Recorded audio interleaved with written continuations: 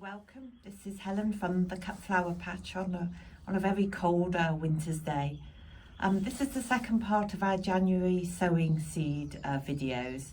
The first part covered how we sow Drosophila, sweet pea and Gadisha, and today we're going to be sowing our Delphinium, our Cleome and our Delphinium. The reason we're doing this separately is that these need to go through a process called stratification, which means they need to be very cold when we sow them. So these have been sitting in the fridge for a week, and now they're ready to sow. So we'll get on with that. Okay, so first up we'll sow our Delphinium seeds. So here I have a 24 cell tray.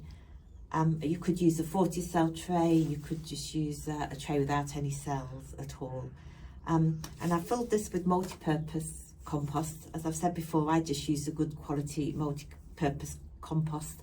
Some people prefer seed compost, it's up to you really. In this instance, I've actually moistened the compost before sowing the seeds. So give it a good water. We don't want it to be soaking wet, but we just want it to be a little bit sort of moist to the touch. So I'm going to put one Delphinium seed in each cell. You can put two in if you prefer, but I think probably one is enough, and you can save some for later in case your first sowing doesn't work out. You should have about 60 Delphinium seeds in your kit, so there's plenty to go around, plenty to do more than one sowing. As I said before, I think a common mistake is to sow more seeds than you really need. I mean, I think a few extras is obviously a good idea because they might not all survive, but it's probably worth holding some back. In fact, last year I organised a seed swap for people on our road because I had lots of leftover seeds, and that was really successful. So people came and swapped different packets of seeds.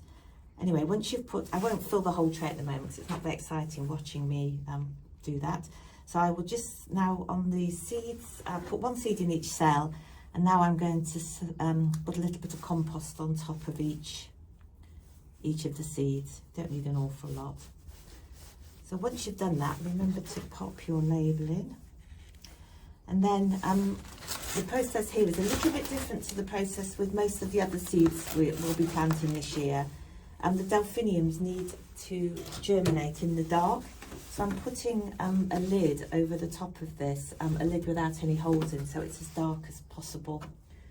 You could put it in a cardboard box if you prefer. And then that's going to go, I'm going to put that in our shed actually. It needs to be kept in dark, cool conditions, so something around 10 degrees Celsius is ideal. Just to get it to germinate. And then the trick with this is to check it virtually every day.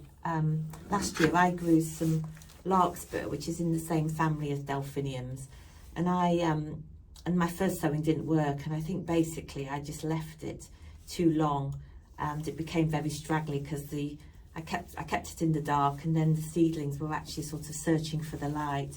In the end, actually, my larkspur, my second sowing, did quite nicely actually. So these are some of the larkspur plants that I'll be putting out in my cut flower patch in the summer. I love larkspur and Delphiniums. I had a lot of success last year actually pressing my Delphinium, pressing my larkspur. So I do quite a lot of flower pressing, and the larkspur press very, very nicely. Anyway, I'll put that in the shed, and we'll come back to that. As I say, I'll keep checking it quite regularly, and as soon as I see the first sign of a seedling, the cover will come off, and then it'll go into my greenhouse. Or if you haven't got a greenhouse, it could go into a cold frame or polytunnel or sort of a clear plastic box.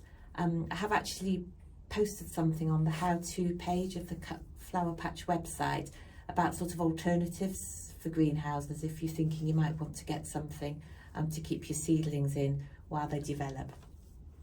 Okay, so on to the Cleome. Again, I've filled I've actually only filled 8 cells here. I'm only going to plant 8 Cleome seeds. They're another expensive seed, a bit like the Gadisha, so please handle them carefully. But I haven't sown Cleome before, but I'm quite excited to see the results. They're sort of big, very colourful, spidery, statuesque plants, so I think they should make a good addition to our cut flower patches. So again, I've moistened the compost. I say I haven't soaked it, just made it moist to the touch. And then in this instance, we're going to pop one Cleome seed in each cell. And the key thing here is to get it to make contact with the compost. We're not going to cover it, we're just going to leave it on the surface. So we just want to press it down slightly so it makes contact with the surface of the compost. These seeds are so delicate, I'm afraid my hands aren't very delicate. And then once we've done that, we're going to then leave those, as I say, on the surface, pop our label in. Okay, so once they've been sown, I'm going to pop the plastic cover on. You could put a polythene bag over or shower cap. Then these are going to go on the kitchen windowsill until the first signs of the seeds come through. And then I'll take off the cover and pop them in the greenhouse or the cold frame or wherever you're going to put them for the next stage of growing.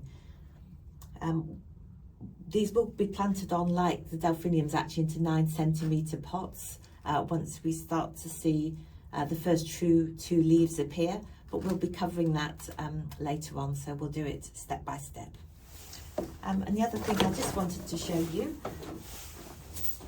was the seeds that we planted last week. So these are my, I don't know if you can see these are my Gadisha here and Delphinium here. So the Delphiniums, I don't know if you remember, but I planted several seeds in each cell, and you can see we've got several seedlings coming through. And the Gadisha, I just planted 1 seed in each cell, and they're coming through nicely as well.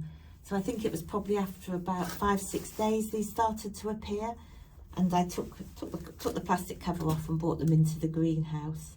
I keep checking my sweet peas. They're still on the kitchen windowsill, but there's nothing happening there yet, so I'm going to keep an eye on those. And again, the newspaper will come off as soon as we get some sign of the seeds coming through.